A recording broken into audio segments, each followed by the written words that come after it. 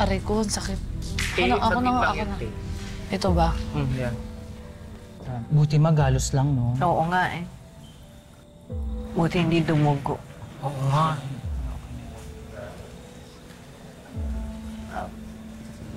Nay Alma. Hindi naman sa nangingialam ako pero sa tingin niyo, bakit nasabi ni Kapitana yun? Oo nga, Nay, no? Ano, chika? Bakit biglang nagwala si Kapitana? Diba? Wala ka, Nay. Tayo lang naman yung nandito. Tsaka marunong kami magtago ng secret. May hindi ba kami nalalaman?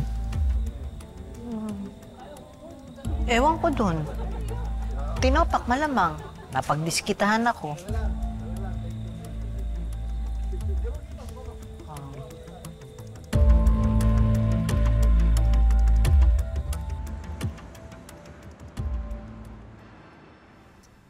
May araw din sa akin yung Alma na yan. Aray! Padahan-dahan naman ako na! Sorry naman kasi, Kapitana. Nagigigil kasi ako sa Alma na yun eh. At saka alam mo, tama naman kasi yung mga polis. Wala tayong pruweba. Kaya hindi tayo pwede sugod na wala namang bala. Nararamdaman ko nandyan lang yung ebidensyang yan. Eh, kinalaman talaga yan si Elias at saka si Alma sa nangyari sa Palangga. Kailangan ko lang talagang kalkalin.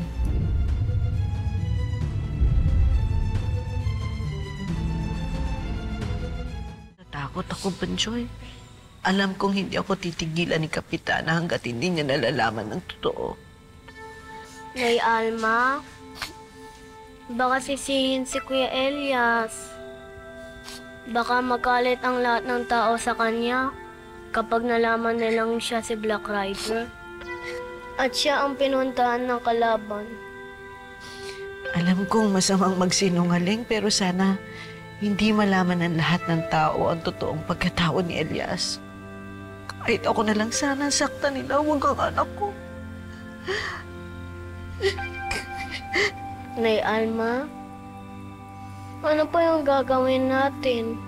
Paano po tayo tutulong kay Kuya Elias? Hindi ko na alam, Bunjoy. Naguguluhan ako. Iniisip ko yung kapakanan ni Elias at ni Bani.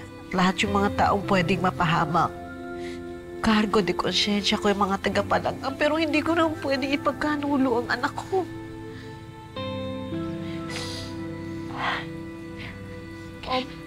Kailangan nating magpakatatag. Ha? Mananalangin tayo sa Panginoon. Humingi tayo ng lakas ng loob at sana iligtas niya ang Kuya Elias. Ha? Opo, at ipagdadasal ko din po si Mama na magkasama na po kami.